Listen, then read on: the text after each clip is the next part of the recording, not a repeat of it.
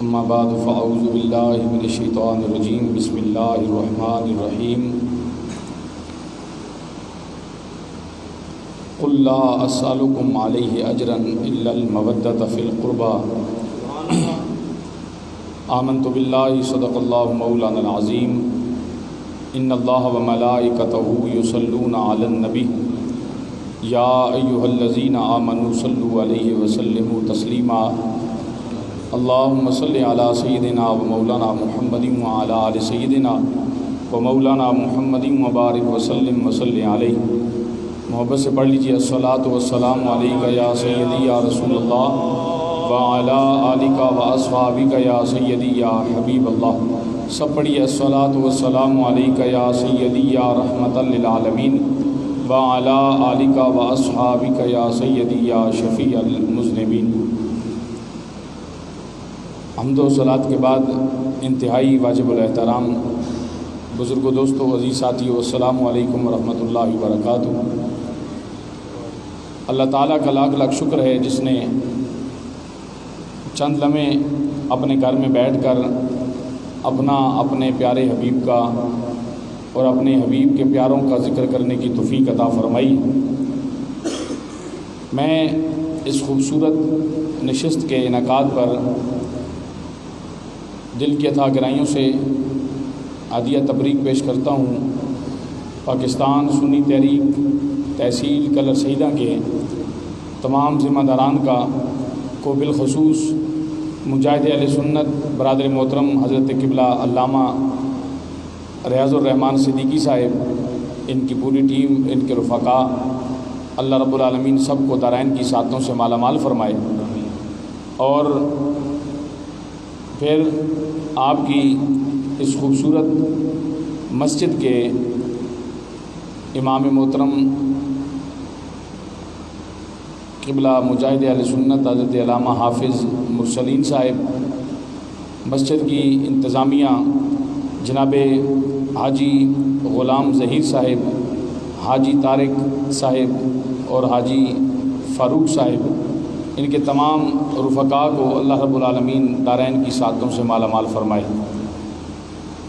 آج الحمدللہ یہ جو پاکستان سنی تحریک کے پلیٹ فارم پر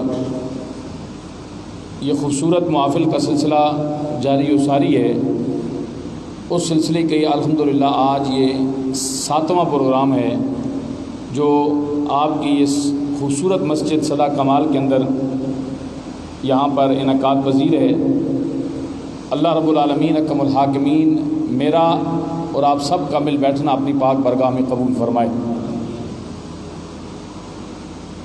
ایک تو تھوڑا یہ ساؤنڈ کا مسئلہ ہے، آواز جو ہے وہ شاید پتہ نہیں آپ کو اس انداز میں سمجھ آ رہی ہوگی، اور یہ نوجوان جو بیٹھے ہیں یہ اگر یہاں پہ قریب آ جائیں سامنے، یہ جو جگہ بالکل یہ سامنے خالی ہے تاکہ آپ سے بات کرنے میں آسانی ہو جائے، آپ بھی تھوڑا سا یہ بزرگ بھی اگر تھوڑا قریب آ جائیں، اس لیے کہ آپ نوجوان بھی اٹھ کے یہاں پہ اگر سامنے آ جائیں، یہ جو جگہ بالکل خالی ہے نا، اچھا اٹھو یار ادھر آ جاؤ، سامنے آ جاؤ۔ جزاک اللہ، اللہ آپ کو جزائے خیر عطا فرمائے۔ اب توجہ رکھیے گا، مختصر سے وقت میں بالکل اختصار کے ساتھ چند ایک معروضات آپ کی خدمت میں عرض کرنی ہے۔ ایک دو چیزیں بنیادی طور پر پہلے ذہن نشین کر لیں۔ ہم اہل سنت ہیں اور الحمدللہ اہل سنت کو اللہ رب العالمین اکرم الحاکمین نے وہ عقیدہ اور نظریہ عطا فرمایا ہے، وہ خوبصورت عقیدہ عطا فرمایا ہے کہ ہم نبی رحمت صلی اللہ علیہ وسلم کے ہر صحابی کا احترام کرنے والے ہیں، حضور کی ہر نسبت کا حیا کرنے والے ہیں۔ ہم نبی رحمت صلی اللہ علیہ وسلم کے صحابہ کے در کے بھی نوکر ہیں اور اہل بیت اطہار کے در کے بھی نوکر ہیں۔ آپ نے توجہ رکھنی ہے، ایک تو یہ جو کچھ عرصے سے بالخصوص اس ملک پاکستان میں یہ ٹرینڈ بنا دیا گیا ہے کہ امام حسین علیہ السلام کو اس انداز میں پیش کیا جاتا ہے محرم شریف کے ان ایام کے اندر کہ جس طرح کے امام حسین رضی اللہ تعالیٰ عنہ آپ کی ذات محتاج ہے واقعہ کربلا کی. یہ جملہ میں عرض کروں گا، آپ نے اس جملے کو سمجھنا ہے. یہ اہل سنت کا عقیدہ ہے. علماء تشریف فرما ہے اہل سنت کا عقیدہ اور نظریہ یہ ہے کہ میرے امام حسین کا مقام اور مرتبہ کربلا کے واقعہ سے پہلے بھی بلند و بالا تھا اور معرکہ کربلا کے بعد بھی بلند و بالا ہے. امام حسین علیہ السلام آپ واقعہ کربلا کے محتاج نہیں ہیں. ہاں یہ اہل سنت کا عقیدہ ہے کہ اگر کربلا کو عزت مقام اور مرتبہ ملا ہے تو وہ امام حسین رضی اللہ تعالیٰ عنہ کی نسبت کی وجہ سے ملا. یہ اہل سنت کا نظریہ ہے. اب جو آیت کریمہ کا حصہ آپ کے سامنے پڑھا ہے بڑی معروف آیت ہے، آپ اکثر علماء سے سنتے رہتے ہیں. توجہ رکھیے گا. قُلْ لَا أَسْأَلُكُمْ عَلَيْهِ أَجْرًا إِلَّا الْمَوَدَّةَ فِي الْقُرْبَى، کہ اے محبوب آپ فرما دیجئے، اپنے غلاموں سے کہہ دیجئے کہ میں تم سے کسی چیز پر سوال نہیں کرتا، کوئی سوال نہیں کرتا، الا المودۃ فی القربى، مگر صرف ایک چیز کا تقاضا ہے اور وہ یہ ہے کہ میری قرابت داروں سے محبت کر لو، میرے قرابت داروں کی محبت کو اپنے سینوں کے اندر بسا لو. یہ آیت کریمہ جب نازل ہوئی علماء تشریف فرما ہے صحابہ کرام علیہم رضوان نے کچھ مال جمع کیا، حضور نبی رحمت صلی اللہ علیہ وسلم کی بارگاہ میں مال اکٹھا کر کے لے کے آئے کہ نبی رحمت صلی اللہ علیہ وسلم ہر وقت دین کی تبلیغ پہ رہتے ہیں، تو آپ کے جو اہل و عیال ہیں، آپ کے جو اولاد ہے، آپ کے جو رشتہ دار ہیں، ان کی دیکھ بھال کے لیے، ان کے ذریعہ معاش کے لیے ہم جو ہے وہ کوئی خدمت پیش کرتے ہیں. جب وہ مال لے کر اللہ کے محبوب کی بارگاہ میں آئے، توجہ رکھیے گا، جو ہے وہ تھوڑے زیادہ کی بات نہیں ہے، لیکن جتنے بیٹھے ہیں نا وہ اہل بیت کی محبت میں ڈوب کے اگر بات سنیں گے تو پھر بات کوئی چھڑ جائے گی اور انشاءاللہ پھر بات کرنے کا لطف آئے گا. نہیں تو پھر آہستہ آہستہ 2-4 منٹ اور چلتے ہیں، پھر انشاءاللہ دعا کر لیتے ہیں. توجہ رکھیے گا کہ جب صحابہ کرام علیہم رضوان مال لے کر حضور کی بارگاہ میں پہنچے، ابھی میرے نبی رحمت صلی اللہ علیہ وسلم نے کچھ ارشاد نہیں فرمایا کہ اتنی دیر میں جبریل امین حضور کی بارگاہ میں آ گئے. سارے بولو ذرا سبحان اللہ. جبریل امین حضور کی بارگاہ میں آئے، یہ آیت کریمہ لے کے آئے کہ اللہ رب العالمین حکم الحاکمین نے فرمایا اے محبوب اپنے غلاموں سے کہہ دیجئے قُلْ لَا أَسْأَلُكُمْ عَلَيْهِ أَجْرًا، کہ میں تم سے کوئی سوال نہیں کرتا، کوئی اجر طلب نہیں کرتا. کس پر؟ کہ تم کہتے ہو کہ اللہ کے نبی دین کا کام کرتے ہیں، اللہ کے نبی دین کا پرچار کرتے ہیں، اس پر میں تم سے کوئی اجر نہیں مانگتا. جتنی کائنات میں نعمتیں تمہیں ملی ہیں، رب کی پہچان ملی ہے، اللہ کا قرآن ملا ہے، ماہ رمضان کی مقدس گھڑیاں تمہیں میسر آئی ہیں، یہ ساری نعمتیں جو تمہیں ملی ہیں یہ میرے صدقے سے ملی ہیں. لیکن اس سب کے بدلے میں تم سے کچھ نہیں مانگتا، اس لیے کہ مجھے اللہ نے رسول بنا کر بھیجا ہے، اپنا حبیب بنا کر بھیجا ہے. اور جو رسول ہوتا ہے وہ مانگتا نہیں ہے، بلکہ رسول وہ ہوتا ہے جو عطا کرنے والا ہوتا ہے. رسول تو وہ ہوتا ہے جو عطا کرنے والا ہوتا ہے. اب اللہ کے پیارے حبیب نبی رحمت صلی اللہ علیہ وسلم نے جب اللہ کا قرآن آ گیا، جبریل امین نے پیغام سنا دیا رب کا کہ اپنے غلاموں سے کہہ دیجئے کہ میں جتنی تمہیں نعمتیں ملی ہیں، اسلام کی دولت ملی ہے، رب کی پہچان ملی ہے، اللہ کا قرآن ملا ہے، اس کے بدلے میں تم سے کچھ نہیں مانگتا، لیکن ایک چیز کا تقاضا ہے. توجہ رکھیے گا، ایک چیز کا تقاضا ہے. وہ تقاضا کیا ہے؟ الا المودۃ فی القربى، جو میرے قریبی ہیں ان کی محبت کو اپنے سینوں کے اندر بسا لو. اب اہل سنت کا عقیدہ سنیں. اب یہ آیت ہر مکاتب فکر اپنی مسجد کے اندر پڑھتے ہیں، اور آپ نکل جائیں کہیں پر، ایک مکتبہ فکر والا اپنی مسجد میں یہ آیت کا ترجمہ کرتا ہے تو اپنے انداز میں کہتا ہے کہ الا المودۃ فی القربى، کہ اس قرابت داروں سے مراد کیا ہے؟ تو ایک مکتبہ فکر والا کہتا ہے کہ جناب اس سے مراد اللہ کے پیارے حبیب نبی رحمت صلی اللہ علیہ وسلم کے والدین ہیں، چونکہ والدین تو سب سے زیادہ قریبی ہیں. لیکن اہل سنت کا عقیدہ دیکھیں ذرا، سنی کا عقیدہ دیکھیں، محبت سے بولیں سبحان اللہ، سنی کا عقیدہ دیکھیں کہ جب یہ جملے اس کے کانوں میں پڑتے ہیں نا کہ کہیں سے یہ آواز آ رہی ہے کہ یہاں پر ان قرابت داروں سے مراد اللہ کے پیارے حبیب کے والدین ہیں، تو سنی پریشان نہیں ہوتا بلکہ سنی خوش ہو جاتا ہے کہ اللہ کے نبی کے والدین کا ذکر ہو رہا ہے، حضور کے والدین کا ذکر ہو رہا ہے، حضور کے والدین کی شان بیان ہو رہی ہے۔ اب جو ہے والدین کے بعد دوسرا قریبی رشتہ کون سا ہے؟ سب سے قریبی رشتہ تو والدین کا ہے۔ اب اس کے بعد بیوی کا رشتہ قریبی ہے، بیوی کا رشتہ۔ اب جو ہے اگر کہیں پر کوئی آیت کا ترجمہ یہ کرے کہ یہاں پر اس سے مراد اللہ کے پیارے حبیب نبی رحمت صلی اللہ علیہ وسلم کی ازواج ہیں کہ اللہ رب العالمین حکم الحاکمین نے ان کی مودت کو اہل ایمان پہ لازم قرار دے دیا، تو سنی پھر بھی پریشان نہیں ہوتا بلکہ سنی پھر بھی خوشی سے جھوم جاتا ہے کہ ہماری ماؤں کا ذکر ہو رہا ہے، مومنوں کی ماؤں کا ذکر ہو رہا ہے، نبی رحمت صلی اللہ علیہ وسلم کی ازواج کا ذکر ہو رہا ہے۔ اب اس رشتے کے بعد پھر ایک قریبی رشتہ ہے، وہ ہے اولاد کا رشتہ۔ اگر کہیں پر کوئی یہ ترجمہ کرے کہ اس سے مراد حسن اور حسین ہیں، اس سے مراد حضرت سیدہ کائنات حضرت سیدہ فاطمہ الزہرا ہے، تو سنی کا چہرہ پھر بھی خوشی سے مچل جاتا ہے کہ یہ حضور کی اولاد کا ذکر ہو رہا ہے، اہل بیت اطہار کا ذکر ہو رہا ہے، اور پھر سنی خوشی سے مچل جاتا ہے، ایمان تازہ ہو جاتا ہے۔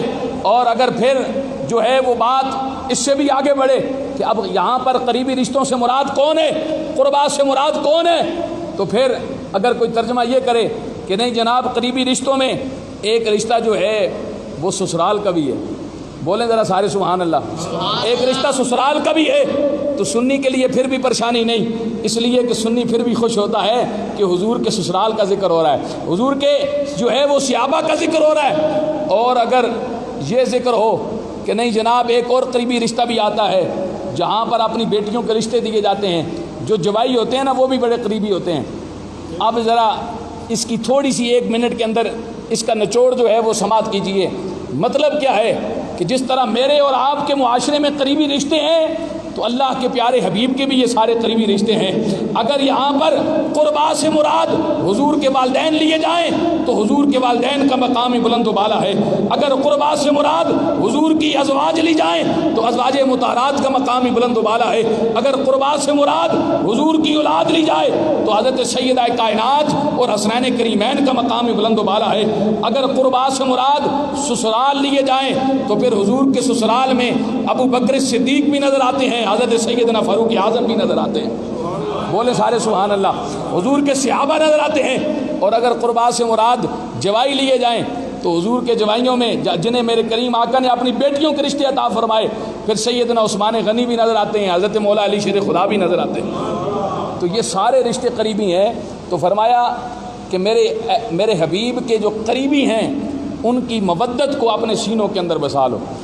اب سب کی محبت ہمارے اوپر لازم ہے، جب آپ اس پیمانے پر تولیں گے تو الحمدللہ اہل سنت کا عقیدہ اور نظریہ ہی وہ عقیدہ نظر آئے گا جو قرآن کی آیت کے عین مطابق ہے، اس لیے کہ ہم نبی رحمت صلی اللہ علیہ وسلم کے ہر قریبی رشتے کا حیا کرنے والے، حضور کے ہر قریبی رشتے کا تقدس بجا لانے والے ہیں، احترام کرنے والے ہیں، چاہے وہ حضور کے والدین ہیں، چاہے وہ حضور کی اولاد ہے، چاہے وہ حضور کی ازواج ہیں، چاہے وہ حضور کے سسرال ہیں، چاہے وہ حضور نبی رحمت صلی اللہ علیہ وسلم کے جوائی ہیں، سب کا حیا کرنے والے کون ہیں؟ اہل سنت ہیں، بولیں سارے سبحان اللہ۔ یہ ہمارا عقیدہ ہے، اپنے عقیدے کی سچائی پر بولیں ذرا سبحان اللہ۔ یہ اللہ نے ہمیں وہ سچا عقیدہ عطا فرمایا ہے۔ اب یہ چونکہ نوجوان بیٹھے ہیں اس وقت، چونکہ سوشل میڈیا کا دور ہے اور ہمارے نوجوان 1 منٹ کے اندر بھٹک جاتے ہیں، کسی کی بات سنی، لپٹی بات سنی اور اس کی طرف چل پڑا۔ آپ کو کہیں ادھر ادھر جانے کی ضرورت نہیں، الحمدللہ اللہ نے آپ کو وہ عقیدہ عطا فرمایا ہے جو عین قرآن اور حدیث کے مطابق ہے۔ آگے بڑھتے ہیں، بات کو تھوڑا اور آگے بڑھاتے ہیں۔ اب چونکہ محرم شریف کا مہینہ ہے اور خاص الخاص ذکر ہے شہدائے کربلا کا، تو ہم نے یہ دیکھنا ہے کہ امام حسین رضی اللہ تعالیٰ عنہ جو حضور کے نواسے ہیں، امام حسن مجتبیٰ، امام حسین رضی اللہ تعالیٰ عنہ، یہ دونوں شہزادے جو ہیں ان کا مقام کتنا بلند و بالا ہے۔ اگر آپ حدیث مبارکہ کا مطالعہ کریں تو یقین فرما لیں کہ حدیث کا ایک ذخیرہ موجود ہے جس میں میرے نبی رحمت صلی اللہ علیہ وسلم نے اپنے ان شہزادوں کا ذکر فرمایا ہے، ان کی شان بیان فرمائی ہے، ان کی محبت کا ذکر فرمایا ہے، ان کی عظمت کا ذکر فرمایا ہے۔ حضرت ابو ہریرہ رضی اللہ تعالیٰ عنہ حضور کے صحابی ہیں۔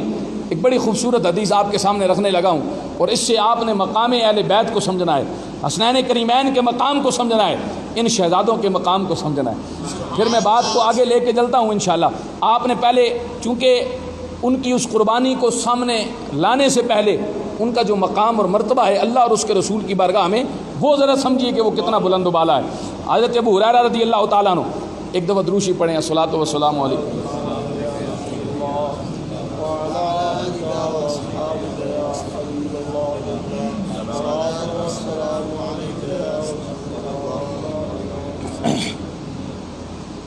حضرت ابو ہریرہ رضی اللہ تعالیٰ عنہ آپ فرماتے ہیں، میں مسجد نبوی شریف میں آیا، مسجد نبوی شریف کا ماحول ہے اور عجیب منظر ہے۔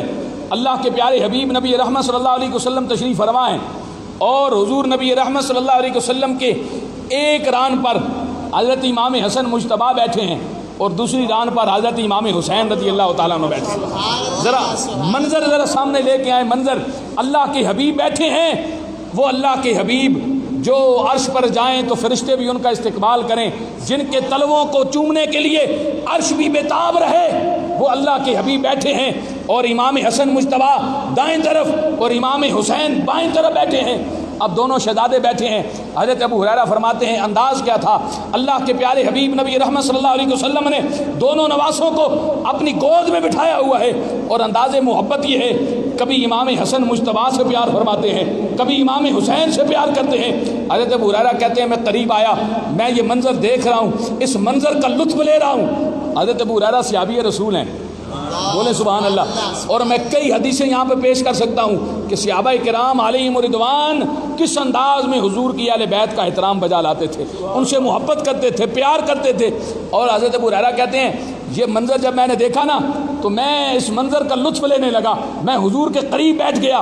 میرے کریم آقا نے جب مجھے دیکھا تو فرمایا ابو ہریرہ تم جانتے ہو یہ دونوں شہزادے کون ہیں؟ یا رسول اللہ آپ کے نواسے ہیں۔ فرمایا یہ میرے نواسے ہیں، ان کا مقام کیا ہے؟ یا رسول اللہ فرمائیے۔ فرمایا یہ دونوں شہزادے جو ہیں ان کا مقام یہ ہے کہ میں محمد اللہ کا حبیب ہو کر ان سے پیار کرتا ہوں، میں محمد ان سے محبت کرتا ہوں، اور صرف میں محبت نہیں کرتا، جب ان سے میں محبت کرتا ہوں تو میرا رب بھی ان سے محبت فرماتا ہے، میرا اللہ بھی ان سے محبت کرتا ہے۔ اور اے ابو ہریرہ جو ان کا دل دکھائے گا، جو انہیں رلائے گا، جو انہیں ستائے گا، جو ان کے ساتھ بغض رکھے گا، اس نے گویا کہ میں محمد کو ناراض کر لیا، اور جس نے مجھے ناراض کر لیا در حقیقت اس نے اللہ کو غضبناک کر لیا۔ اور سنیے حدیث کے آخری جملے، نبی رحمت صلی اللہ علیہ وسلم نے فرمایا کہ جس نے مجھے راضی کر کے اللہ کو راضی کر لیا اس کا ٹھکانہ جنت ہے، اور جس نے مجھے ناراض کر کے اللہ کو غضبناک کر لیا اس کا ٹھکانہ جہنم ہے۔ گویا میرے مصطفیٰ نے جنت کا سرٹیفکیٹ عطا فرما دیا کہ اگر جنت چاہیے تو پھر ان شہزادوں سے پیار کرنا پڑے گا، ان کی عقیدت اپنے سینے میں رکھنی پڑے گی۔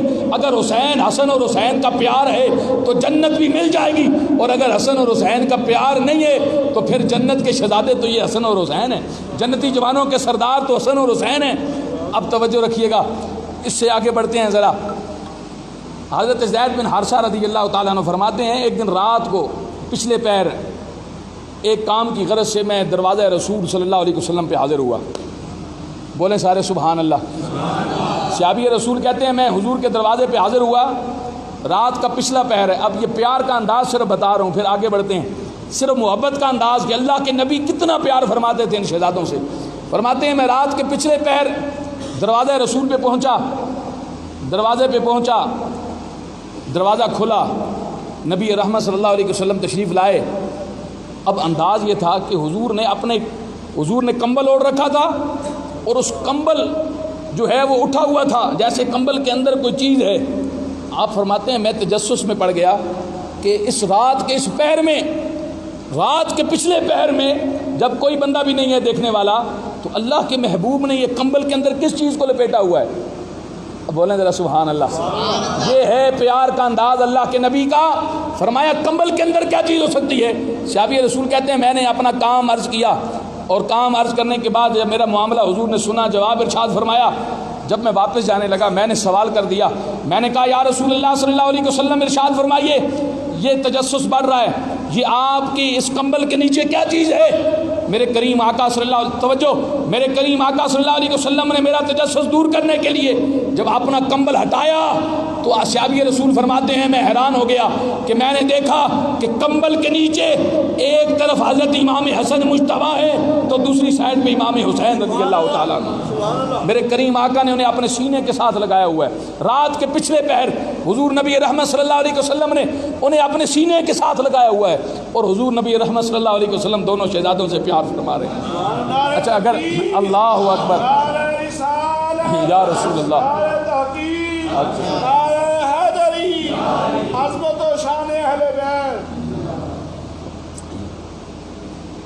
اگر آپ تھوڑی سی اجازت دیں تو ایک اور محبت کی بڑی زبردست بات میرے ذہن میں آ رہی ہے کہ حضور کا انداز محبت کیا تھا۔ علماء تشریف رکھتے ہیں کہ آپ صلی اللہ علیہ وسلم اکثر اپنے ان شہزادوں کو چوما تو کرتے ہی تھے نا، پیار تو کرتے تھے، بوسے تو دیتے تھے، لیکن اکثر اللہ کے پیارے حبیب نبی رحمت صلی اللہ علیہ وسلم ان دونوں شہزادوں کو سونگا بھی کرتے تھے، سونگا بھی کرتے تھے۔ صحابہ کہتے ہیں ہم نے پوچھا یا رسول اللہ صلی اللہ علیہ وسلم بچوں سے پیار کا یہ انداز تو بڑا عجیب ہے، ہم نے یہ تو دیکھا ہے کہ باپ محبت سے اپنے بیٹے کو بوسہ دے، دادا نانا جو ہے وہ اپنے پوتے کو جو ہے وہ بوسہ دے محبت کے اندر، لیکن یہ انداز کیا ہے کہ آپ بوسہ بھی دیتے ہیں اور آپ شہزادوں کو سونگتے بھی ہیں۔ اب ذرا نبی رحمت صلی اللہ علیہ وسلم کا فرمان علی شان سماعت فرمائے۔ حضور نے فرمایا میرے صحابہ کیا تمہیں پتہ نہیں کہ یہ میرے دونوں شہزادے جو ہیں یہ جنت کے پھول ہیں، اور جب میں انہیں سونگتا ہوں تو مجھے ان سے جنت کی خوشبو آتی ہے، مجھے ان سے جنت کی خوشبو آتی ہے۔ یہ وہ شہزادے ہیں امام حسن مجتبیٰ، امام حسین رضی اللہ تعالیٰ عنہ۔ اب آئیے ذرا بات کو اختتام کی طرف لے کے جاتے ہیں اور آج کی اس نشست کا جو رزلٹ ہے وہ نکالتے ہیں کہ شہدائے کربلا، یہ جو واقعہ کربلا ہے، مارکہ کربلا، توجہ میری طرف رکھتے ہوئے بات کو سمجھنا ہے، یہ اقتدار کی لڑائی نہیں تھی، یہ اقتدار کی لڑائی نہیں تھی، یہ پیسے کی لڑائی نہیں تھی، یہ منصب کی جنگ نہیں تھی، بلکہ میدان کربلا کے اندر آمنے سامنے ایک طرف یزیدی لشکر تھا، دوسری طرف امام حسین کا لشکر تھا، لیکن فرق یہ تھا کہ وہاں پر دو فوجیں آمنے سامنے نہیں تھیں، بلکہ میدان کربلا میں دو کردار آمنے سامنے تھے، ایک یزید کا کردار تھا اور ایک میرے امام حسین کا کردار تھا۔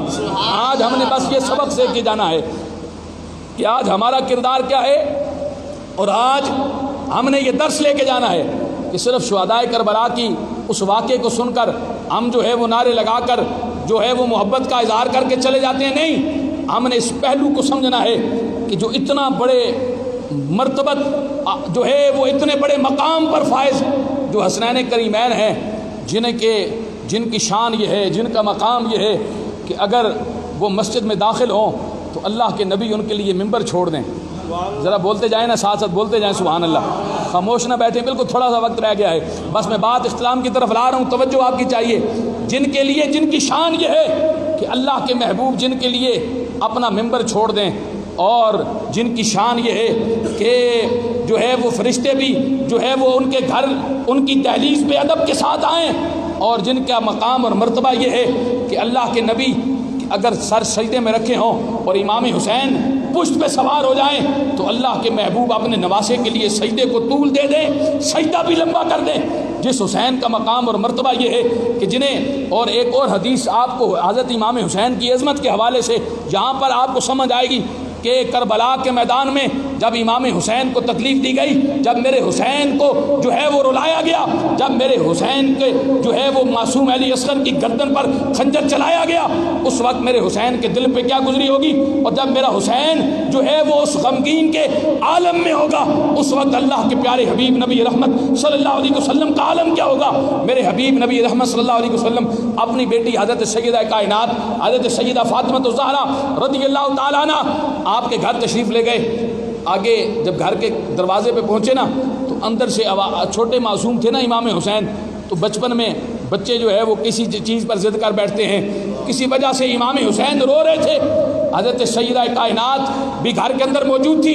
جب نبی رحمت صلی اللہ علیہ وسلم اندر آئے تو آپ نے آتے ہی اپنی بیٹی کو مخاطب کیا, فرمایا میری بیٹی فاطمہ یاد رکھنا میرے حسین کو کبھی نہ رلانا. بولو ذرا سبحان اللہ. میرے حسین کو کبھی نہ رلانا. یا رسول اللہ بچہ ہے, فرمایا جب میرا حسین روتا ہے نا تو میں محمد غمگین ہو جاتا ہوں. جب میرا حسین روتا ہے تو میں محمد غمگین ہو جاتا ہوں. توجہ رکھنا عزیزان گرامی قدر, جب میرے امام حسین اور پھر یار قربان جائیے, جس لوگ کہتے ہیں جی کربلا کے میدان میں اتنی عظیم قربانی کہ پورا خاندان قربان ہو گیا, معصوم علی اصغر بھی قربان ہو گیا, جوان علی اکبر بھی قربان ہو گیا, بھائی عباس کا لاشا بھی اٹھا لیا, 72 لاشیں اٹھا لیے, لیکن امام حسین کے قدم نہیں ڈگمگائے. امام حسین ایک لمحے کے لیے بھی امام پاک نے اپنی گردن نہیں جھکائی. تو میں یہاں پر ایک جملہ دیتا چلوں, جب میرے مصطفیٰ کریم صلی اللہ علیہ وسلم امام حسین سے پیار کرتے تھے نا تو اکثر میرے کریم آقا امام حسین کی گردن پہ بوسے دیا کرتے تھے, گردن پہ بوسے دیا کرتے تھے. صحابہ کہتے ہیں یہ انداز محبت ہمیں سمجھ نہیں آتا تھا, لیکن جب امام حسین کربلا کے میدان میں پہنچے میرے کریم آقا صلی اللہ علیہ وسلم امام حسین کی گردن پہ بوسے کیوں دیتے تھے؟ میرے کریم آقا حسین کی گردن پہ بوسے دے کر امام حسین کو استقامت کا پہاڑ بنا رہے تھے کہ جب لاشیں اٹھ رہی ہوں گی, جب معصوم علی اصغر قربان ہو رہا ہوگا, جب جوان علی اکبر کی لاش اٹھانی پڑے گی, اس وقت میرے امام حسین کے قدم ڈگمگا نہ جائیں اور حسین بتا دے یہ گردن جو ہے وہ کسی یزید کے آگے نہیں جھک سکتی, اس لیے کہ یہ وہ گردن ہے جس گردن پر اللہ کے پیارے حبیب نبی رحمت صلی اللہ علیہ وسلم بوسے دیا کرتے ہیں. یہ وہ گردن ہے. نعرہ رسالت, نعرہ رسالت, نعرہ حیدری, حسینیت زندہ باد, حسینیت.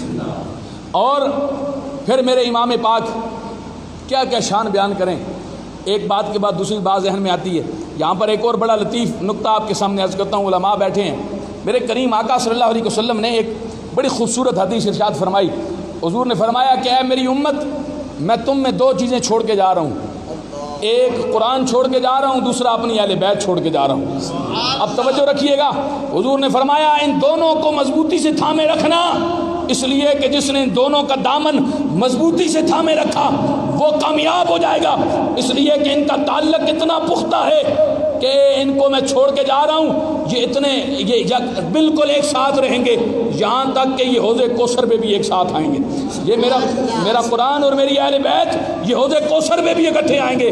سنیو, ناز کرو اپنی قسمت پر کہ اللہ نے تمہیں وہ عقیدہ عطا کیا ہے کہ آج اہل سنت تمہیں مبارک ہو, تمہارے ایک ہاتھ میں دامن اہل بیت ہے اور دوسرے ہاتھ میں اللہ کے قرآن کا دامن ہے. آج جو لوگ جو ہے وہ بکواس کرتے ہیں حضور کے صحابہ پر, جو اہل بیت کی محبت کا ناٹک کرتے ہیں, وہ قرآن سے دور ہو گئے.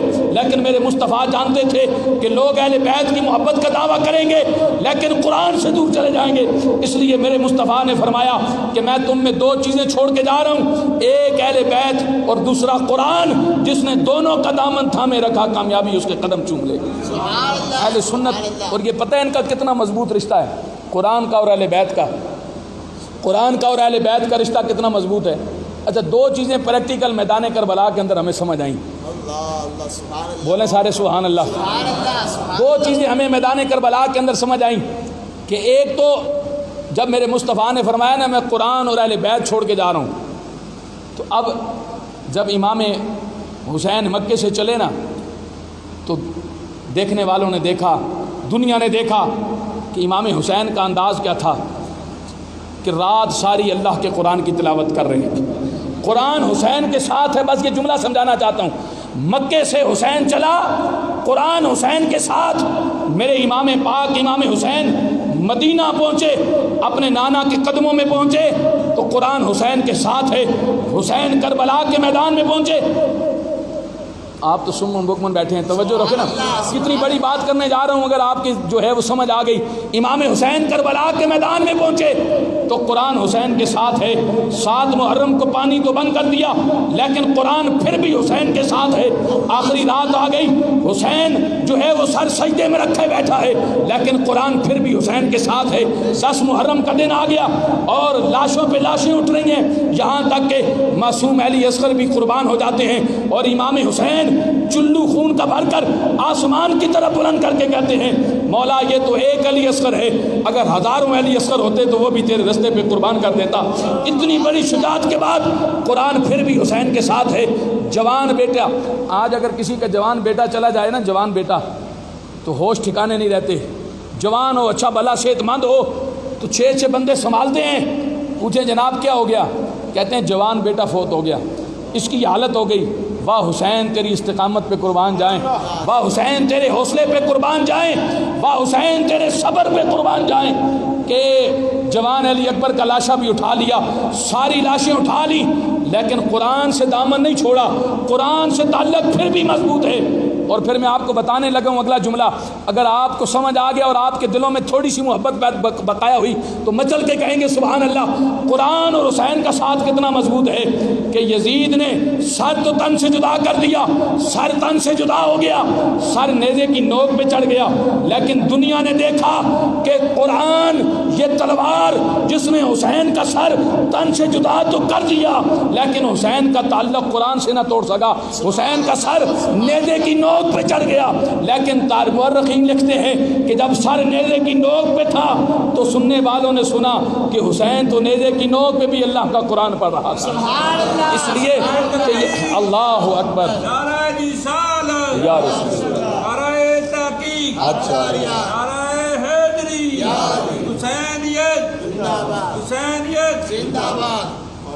حسین نیزے کی نوک پہ۔ اچھا ہم قرآن پڑھتے تھے، میں نے کہا ایک تو چیز یہ سمجھ آئی کربلا کے میدان میں کہ میرے مصطفیٰ نے فرمایا یہ دونوں کا ساتھ بڑا پکا ہوگا، یہ حوض کوثر پہ بھی اکٹھے آئیں گے، تو اس سے پکا ساتھ کیا ہے کہ حسین کا سر تن سے جدا ہو گیا، لیکن زبان پر اللہ کے قرآن کی تلاوت پھر بھی جاری ہے۔ اور دوسری چیز یہ سمجھ آئی، علماء دلائل دیتے رہے، ممبروں پہ بیٹھ کے مفسرین تفسیریں لکھتے رہے کہ اللہ کا قرآن کہتا ہے وَلَا تَقُولُوا لِمَن يُقْتَلُ فِي سَبِيلِ اللَّهِ أَمْوَاتٌ، جو اللہ کے راستے میں قتل کر دیے جائیں انہیں مردہ نہ کہو۔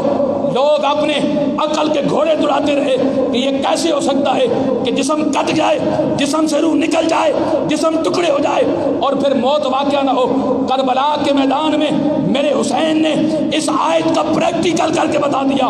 فرمایا اللہ نے قرآن میں فرمایا جو اللہ کے راستے میں قتل کیے جاتے ہیں انہیں مردہ نہ کہو۔ میرے حسین کا سر نیزے کی نوک پہ چڑھ گیا، جسم سے کٹ گیا، لیکن میرے حسین نے نیزے کی نوک پہ چڑھ کر جب اللہ کا قرآن پڑھا تو پھر سمجھ آئی کہ اللہ نے جو قرآن میں فرمایا کہ جو اللہ کے راستے میں قتل کر دیے جائیں وہ اس طرح زندہ و جاوید ہوا کرتے ہیں، وہ اس طرح زندہ و جاوید ہوا کرتے ہیں۔ عزیزان گرامی، کربلا کے میدان میں میں نے کہا 2 نظریات کی جنگ تھی، 2 جو ہے آمنے سامنے 2 کردار تھے۔ اب یہ اصل معاملہ کیا تھا، اب اتنا لمبا طویل میں جو ہے وہ طوالت میں جانے کا وقت نہیں، اشارتاً آپ کو بتانا چاہتا ہوں۔ کربلا کے میدان میں ایک طرف یزید کا کردار تھا، دوسری طرف میرے امام حسین کا کردار تھا۔ بس یہ بات سمجھنی ہے کہ یزید کا کیا کردار تھا اور امام پاک کا کردار کیا تھا۔ ایک طرف یزید بے نمازی کا کردار تھا اور ایک طرف سجدوں سے پیار کرنے والے حسین کا کردار تھا۔ یہ بات سچی، یہ کڑوی ضرور ہے، آپ کو مشکل سے ہضم ہوگی، لیکن بات سچی یہی ہے کہ وہاں پر اقتدار کا مسئلہ نہیں تھا، وہاں پر دین اسلام کی بقا کا مسئلہ تھا۔ وہاں پر میرے امام نے جو اس لانتی نے نمازوں کی چھٹی دے دی تھی، مسجدوں کی بے حرمتی شروع کر دی تھی، شراب کو عام کر دیا تھا، میرے امام حسین نے فرمایا نہیں، میں اپنے نانا کی دین پہ پہرا دوں گا، میں دین، یہ جو آج خدا کی قسم یہ سچی بات کہنے لگا ہوں قبلہ حاجی صاحب، یہ جو آج مسجدیں آباد ہیں، یہ جو آج ہم مسجدوں میں آ کے سجدے کرتے ہیں، یہ جو آج 5 وقت مساجد سے اللہ اکبر حی علی الصلاۃ کی آوازیں بلند ہوتی ہیں، خدا کی قسم یہ صدقہ ہے میرے حسین کی قربانی کا، مولا حسین کی قربانی کا، کہ آپ نے جس طرح دین پہ پہرا دیا، اپنا پورا کنبہ تو کٹوا دیا، لیکن نانا کے دین کے اندر رد و بدل نہیں ہونے دی، بلکہ دین مصطفیٰ کو صحیح معنوں کے اندر قیامت کی صبح تک زندہ و تبندہ فرما دیا۔ یہ امام حسین رضی اللہ تعالیٰ عنہ کا کردار ہے۔ عزیزان گرامی، اب ہم نے یہ سوچنا ہے کہ آج ہم صرف امام حسین کے نام کا لنگر کھائیں، صرف شبیر لگا لیں، صرف محفل کے اندر آ جائیں، صرف چند منٹ بیٹھ کے نعرے لگا لیں، 10 محرم کے دن صرف جو ہے وہ ٹیلی ویژن پر بیٹھ کر کوئی تقریر سن لیں یا اپنے موبائل پہ کوئی علماء کا بیان سن لیں ہم کہیں کہ ہم حسینی بن گئے؟ نہیں، اگر حسینی بننا ہے تو پھر نماز سے پیار کرنا پڑے گا۔ اگر سچا حسینی بننا ہے تو پھر نماز سے پیار کرنا پڑے گا۔ آپ کہیں گے جناب نماز سے پیار کیوں؟ میں نے کہا اس حسین کا اس سے بڑھ کر کیا کردار ہو سکتا ہے جس حسین کا آخری رات آئی میرے حسین نے کہا او یزیدی لشکر 1 رات کی مہلت دے دو، اور یہ مہلت اس لیے نہیں کہ ہم ڈر گئے ہیں، یہ مہلت اس لیے ہے کہ حسین چاہتا ہے کہ 1 رات اور سجدے کے اندر اپنے رب کی بارگاہ میں گزار لی جائے۔ اس حسین کو سجدے سے پیار کتنا تھا، ساری رات سجدے میں گزار دی، اور پھر سجدے سے پیار کا انداز یہ تھا کہ جب ساری لاشیں اٹھا کر جب جسم لہو لہان ہو گیا آخری وقت بھی امام حسین نے سر سجدے میں رکھ کر قیامت کی صبح تک آنے والے حسینیوں کو پیغام دے دیا کہ حسینی وہ نہیں جو روڈ پہ کھڑے ہو کر صرف نعرے لگا کر واپس پلٹ جائے، حسینی وہ ہے جو نام حسین پہ جان بھی نچھاور کرے، اور جب حی علی الصلاۃ کی آواز کانوں میں پڑے تو سر سجدے کے اندر جھکانے مسجد کے اندر بھی تشریف لائے۔ یہ میرے حسین، یہ کربلا کا پیغام تھا، یہ حسینیت کا کردار تھا۔ ایک اور کردار حسین کی جھلک پیش کر کے بس میں بات ختم کرنے جا رہا ہوں، پھر اذان اور نماز کا سلسلہ ہوگا۔ آخری بات، آج ہماری حالت کیا ہے اس پہ اپنے آپ کو پرکھنا ہے۔ وقت گزر گیا، میرے امام نے وہ عظیم قربانی پیش کر دی، حالت سجدہ میں اپنی جان بھی پیش کر دی، حالت سجدہ میں۔ اور یہ جناب یہاں پر کسی عام بندے کا کوئی نقصان ہو جائے نا تو اس کا اور حیثیت ہوتی ہے، کسی بڈیرے کا کوئی نقصان ہو جائے تو اس کی اور حیثیت ہوتی ہے۔ تو یہ جو نقصان ہوا خاندان رسول کا، یہ پتہ ہے کتنے مقدس لوگ تھے، میں نے اس کا ذکر پہلے کر دیا، اس بات کو سمجھنا ہے آپ نے کہ جن کے بارے میں میرے مصطفیٰ فرمائیں کہ میرے حسن اور حسین جنتی جوانوں کے سردار ہیں، جن کے بارے میں مصطفیٰ فرمائیں کہ ان سے جنت کی خوشبو آتی ہے، جن کے بارے میں مصطفیٰ فرمائیں کہ سیدہ فاطمہ ان کو رلانا نہیں کیونکہ جب حسین روتا ہے تو میں محمد کو تکلیف ہوتی ہے۔ ارے وہ کربلا کے میدان میں ان کی لاشوں پہ گھوڑے دوڑا دیے گئے، معصوم علی اصغر کی گردن کاٹ دی گئی، جوان علی اکبر کو شہید کر دیا گیا، میرے امام حسین کو سجدے کی حالت میں گردن کاٹ دی گئی، ارے سارے قربان ہو گئے، لیکن ایک کردار قیامت کی صبح تک چھوڑ کے چلے گئے۔ وہ کردار کیا ہے؟ وقت گزرا، جب بعد میں یزیدی لشکر کو چن چن کے قتل کیا گیا، بدلہ لیا گیا، تو یزیدی لشکر کا ایک سپاہی، بس توجہ رکھیے گا ماشاءاللہ، راجہ بدر زمان کیانی صاحب ہمارے ضلعی رہنما، آپ تشریف لائے، آپ کو خوش آمدید۔ بات ختم کرنے جا رہا ہوں، آپ اس بات کو آپ نے بس دل کی تختی پہ لے کے جانا ہے، اور آج کی پوری تقریر کا یہ نچوڑ ہے۔ امام زین العابدین، توجہ رکھیے گا، پتہ ہے جو آل رسول کی محبت میں آنسو بہہ جائے نا اس سے زیادہ قیمتی آنسو کوئی نہیں ہے۔ یہ امام زین العابدین وہ ہیں جن کے بارے میں مورخین لکھتے ہیں کہ واقعہ کربلا کے بعد کسی نے امام زین العابدین کو مسکراتا ہوا نہیں دیکھا کبھی، اور یہاں تک اتنا روتے تھے کہ یہاں پر آپ کی چہرے پر نالیاں بن گئی تھیں جیسے پانی گزرتا ہے نا۔ جس امام زین العابدین نے سارا خاندان اپنے سامنے قربان ہوتا دیکھا ہو وہ بھلا کیسے مسکرا سکتے ہیں؟ وہ امام زین العابدین جس نے معصوم علی اصغر کو تڑپتے ہوئے دیکھا ہو، جس نے اپنے جو ہے وہ ابا جان امام حسین کے جو ہے وہ لاشا میدان کربلا کے اندر دیکھا ہو، وہ امام زین العابدین۔ توجہ رکھیے گا، امام زین وقت گزر گیا، ایک یزیدی لشکر کا سپاہی دوڑتا ہوا اپنی جان بچاتا ہوا، 2-4 وقت گزر گئے، اس کو کھانا نہیں ملا، پیاس لگی ہے، شدت سے نڈال ہے پیاس کی شدت سے، ایک جھونپڑی نظر آئی، جب اندر پہنچا اس نے کہا مسافر ہوں، پیاسا ہوں، بھوک لگی ہے۔ پتہ ہے وہ جھونپڑی کس کی تھی؟ وہاں پر مصلی بچھا کر امام زین العابدین مصلی پہ بیٹھے تھے۔ امام زین العابدین نے دیکھا نا تو فرمایا بیٹھ جاؤ۔ میرے امام نے پانی پلایا، دودھ پلایا، اور جو مہمان نوازی تھی وہ کی۔ یہ کردار بتا رہا ہوں امام حسین کا۔ اور آج ہم اپنی حالت دیکھیے کہ ہماری اگر تھوڑی سی کہیں پہ بات ہو جائے تو ہم کہتے ہیں ہم تو اینٹ کا جواب پتھر سے دیں گے۔ یہ اینٹ کا جواب پتھر سے دینا یہ حسین کا کردار نہیں ہے۔ حسین کا وہ کردار ہے جو امام زین العابدین پریکٹیکل کر کے بتا رہے ہیں۔ اس یزیدی لشکر کے اس سپاہی کی جو ہے وہ مہمان نوازی کی، اس نے دل میں خیال کیا کہ شاید امام زین العابدین نے مجھے پہچانا ہی نہیں، اگر پہچان لیتے تو آج بدلہ لیتے، آج میں کمزور تھا، یہ طاقت میں تھے۔ لیکن جب وہ واپس پلٹنے لگا، دروازے پہ پہنچا، اس سے رہا نہ گیا، اس نے پلٹ کے کہا، بس آخری جملہ ہے، توجہ رکھیے گا، اس نے پلٹ کے کہا، اس نے کہا امام زین العابدین لگتا ہے آپ نے مجھے پہچانا نہیں۔ جب اس نے یہ جملے کہے نا، امام زین العابدین کی آنکھوں سے آنسو جاری ہو گئے۔ میرے امام نے فرمایا، او ظالم، بھلا اپنے خاندان کے قاتلوں کو کون بھول سکتا ہے؟ ارے تم تو وہی تھے نا جنہوں نے معصوم علی اصغر کو قتل کیا، جنہوں نے جوان علی اکبر کو شہید کیا، تم تو وہی تھے جنہوں نے میرے کریم آقا کے اس پیارے نواسے امام حسین کو شہید کیا، میں تمہیں کیسے بھول سکتا ہوں؟ اس نے کہا اگر آپ بھولے نہیں تو پھر بتائیں کہ وہاں پر کربلا کے میدان میں تو ہم نے آپ کی لاشوں پہ گھوڑے دوڑا دیے، پانی بند کر دیا، معصوموں کو قتل کر دیا، اور آج آپ نے بدلے میں یہ سارا کچھ کر دیا۔ تو وہ جملہ جو میں نے کہا آج دل کی تختی پہ لکھ کے لے جاؤ، آج کی اس نشست کا، امام زین العابدین نے فرمایا وہ جو کربلا کے میدان میں تم نے کیا وہ یزید کا کردار تھا، اور جو آج زین العابدین نے کیا ہے یہ حسین کا کردار ہے، یہ حسین کا کردار ہے۔ اللہ رب العالمین احکم الحاکمین ہمیں سچا حسینی بنائے، اور امام حسین کا کردار نبھانے کی بھی اللہ رب العالمین ہمیں توفیق عطا فرمائے۔ وما علینا الا البلاغ۔